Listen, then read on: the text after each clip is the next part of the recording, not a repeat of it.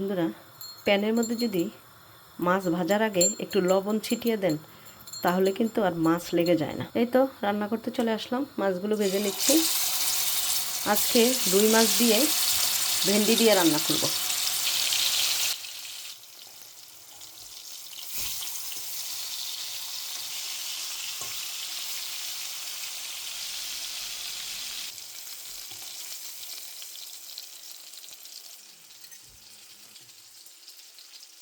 এই তো মাছগুলো ভাজা হয়ে গিয়েছে, আর এখানে ভেন্ডিগুলো আমি এখন ভেজে নিচ্ছি, তারপরে এগুলোকে রান্না করব। ভাজা হয়ে গিয়েছে সব কিছু। এখন আমি রান্নাটা করে নিচ্ছি। আলু আর টমেটো ভালো মতন কষিয়ে নিচ্ছি মশলার মধ্যে।